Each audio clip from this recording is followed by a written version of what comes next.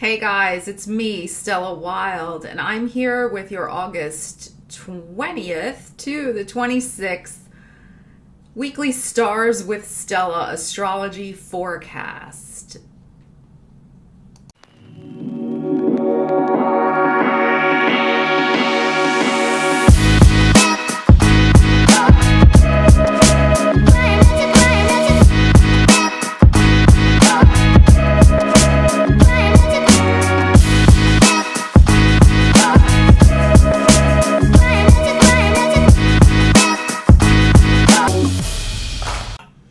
Yeah, so, I wanted to get a ton of videos uploaded for August, but, well, Mercury retrograde had other plans.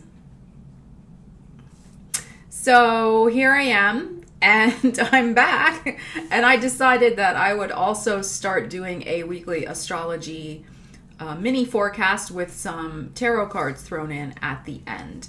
So stay tuned for that because that's going to come up at the end. I'll look at the general energies for everybody. This is not individual sun signs. This is general astrology, what's happening, and then a general card pull at the end, applicable. Hopefully it will resonate with people.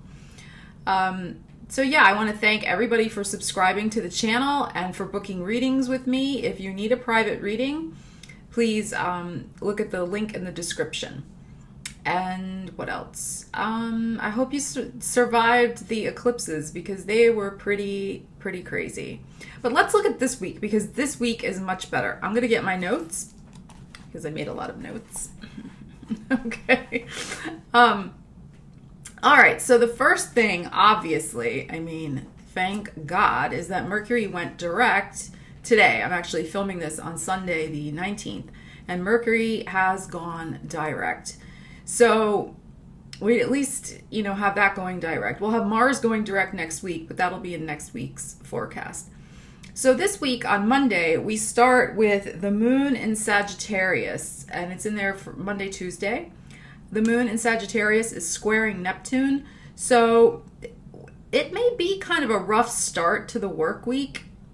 Also because Mercury, when it first goes direct, it can be a little slow, and we can still have miscommunications and mishaps happen as soon as Mercury stations direct until it gets back up to speed.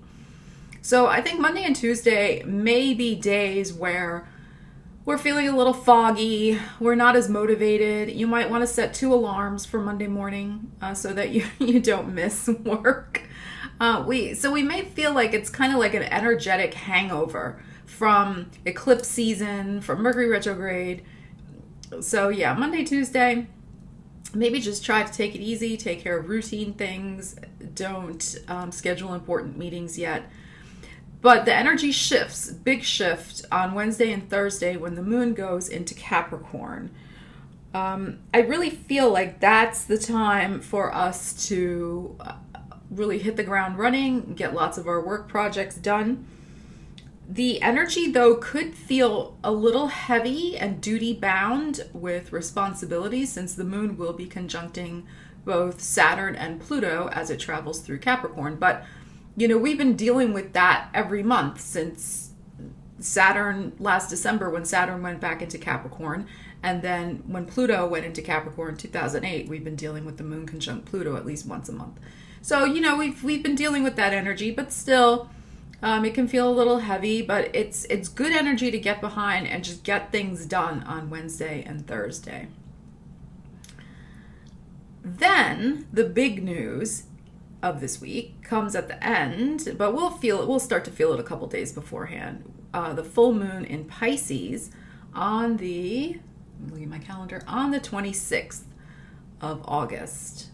And I can't really read the exact time. I should have written it down. Sorry. So yeah, we have the full moon in Pisces on Sunday, which actually is a really beautiful full moon, which I'll get into that in a minute. I'm just going to get the slightly not so great energy out of the way first and talk about that. We do have Venus in Libra squaring Pluto in Capricorn at the full moon. So, full moons are times when we feel a little tender-hearted. We can feel very sensitive, and especially with a moon in Pisces. My goodness, we can feel very sensitive. So Venus and Libra squaring that Pluto and Capricorn may make us feel, if this is relevant to your life right now, which it may not be, but it could be, it may make us feel that something is decidedly unfair when it comes to love or money in our life. And we may have a little bit of a pity party about that for ourselves at the full moon in Pisces. We don't have to. I mean, that's a choice. But you know, if that's applicable to your situation right now, you know, you may feel a little tender around love and money issues of feeling like you're not getting your fair share, things are not balanced, there's power plays going on that you didn't sign up for, you know, things like that. So otherwise though, the full moon energy is really, really lovely because we have a grand trine in Earth at the full moon.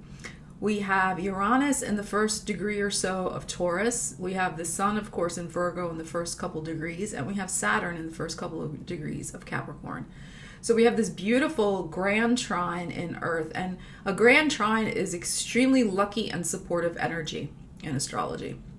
And with it being in an Earth sign, it's really telling us that there is an opportunity to feel a sense of stability in our lives, a very grounded sense of stability in wherever those areas hit in our chart. I really think because also the full moon will be sextile Saturn, so the full moon's in Pisces and it's sextiling Saturn in Capricorn. So the sextile is also very favorable, supportive energy. And I think that since full moons bring illumination, it's quite possible you may receive a vision, a dream, an insight, a synchronicity from the universe. You know, Pisces works in those ethereal realms. But you may receive some sort of information that will help you ground a dream in reality. It will help you create that dream in your reality. So I think that the energy is really great at the full moon. I think that we may find some surprise gifts from the universe to help show us the way forward after these eclipses have, you know, really shaken up our world. Sometimes what happens is a full moon lunar eclipse, the energy can be felt a month after the eclipse happens.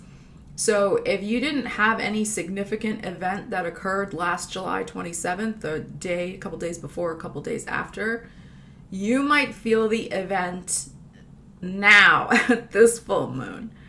That sometimes happens. So just a heads up on that.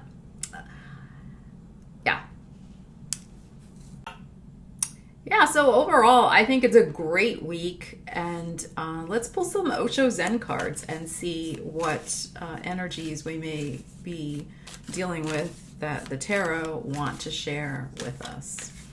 So I'm using the Osho Zen tarot deck. Let's see what we need to know about our week going forward. Oh, wow. Love it, love it, love it. So we have the card Receptivity.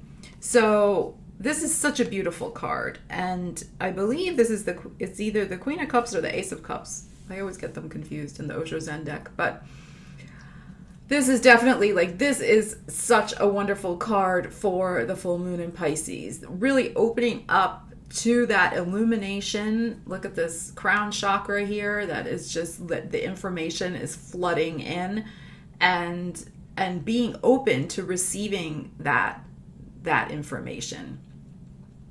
Because sometimes we can, poo-poo our intuition. Oh no, we doubt the messages we get, or we write them down, but we don't really believe them. And this is really about being open to that divine guidance that's going to come through at that full moon. So I would suggest if you can at the full moon on Sunday really spend some quiet time outside looking at it, and go to sleep with the intention that you will get some sort of message in your dream, that could be very interesting and helpful.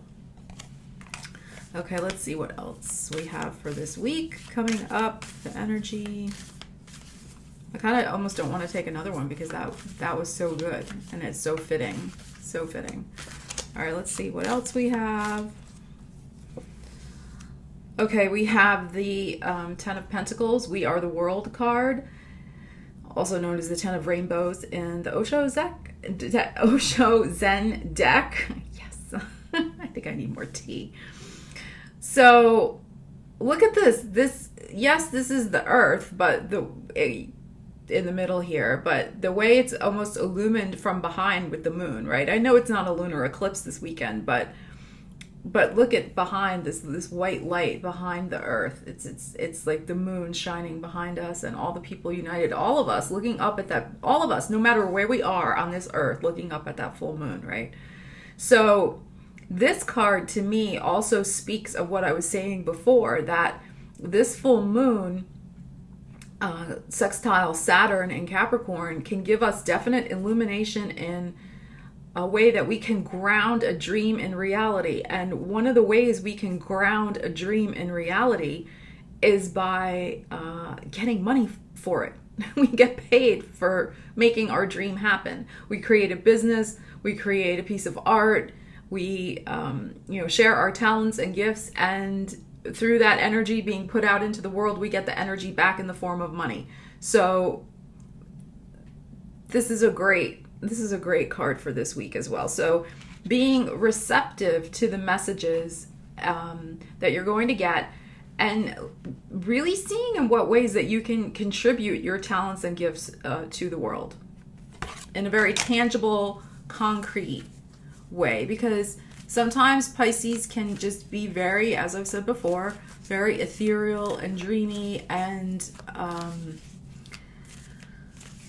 passive, shall we say, and existing in the realms of dreams rather in the realm of the day-to-day. And the energies with that Grand Trine this week are really supporting taking that Piscean energy again and grounding it into a tangible form. And all right, so this is interesting. So we have the Eight of Swords, we have the Guilt card. So after these two beautiful cards, we get this one. I would say though that this really speaks of a couple of things. I think this can speak of the energy that we have with that Venus-Pluto square, because that is happening this week. We can't ignore that. That is there. So feeling guilty for wanting more, for wanting justice perhaps in our love or money situation. This can also be applicable to feeling guilty that maybe we're allowed to go and pursue our dream when someone else isn't. Or why should my dream be so important when, or fulfilling my dream or my purpose be so important when there's all this suffering in the world and so many other things going on? Like, why should I even care about that?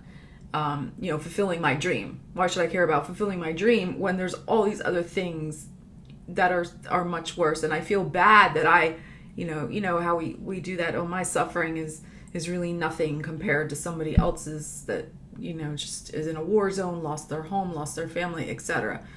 So I think that this card can speak to some of those feelings perhaps that may come up this week. But I feel like mostly this card is about the Venus-Pluto square. That the feeling of feeling stuck to this karmic situation. Because Pluto, oh my God, Pluto's always something karmic, right? It's always karmic. It just is. So that square is that energy that must change. It's discordant. It's not free flowing. When there's a square, the energy rubs up against each other. There's conflict. There's discord. There's disharmony. So this Eight of Swords and feeling guilty that we're still maybe not learning the karmic lesson. We're still stuck in it. But again, I think this is due to a love or money situation. And we feel that way at the full moon in Pisces. We feel very sensitized to that if that's going on in our lives, because Pisces, a moon in Pisces wants romance, wants true love. And if those things, if we're feeling a lack of that, and we're feeling stuck and karmically stuck in those areas that we're repeating, these patterns over and over that we know are not good for us, we could be feeling this energy. We're feeling like we let ourselves down.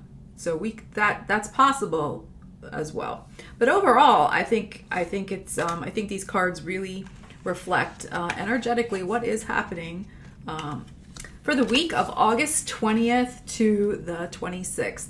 I will be back in a couple of days. I hope by tomorrow I can upload a couple of September videos for you guys, tarot videos of what's happening for you guys next month. So stay tuned for those. And if you haven't already done so, please subscribe to the channel and get updates, because there are definitely many more videos on their way. I just had some Mercury retrograde glitches happen this month, but we are back on track. So I will see you again soon. Take care, everybody. Bye-bye. Have a great week.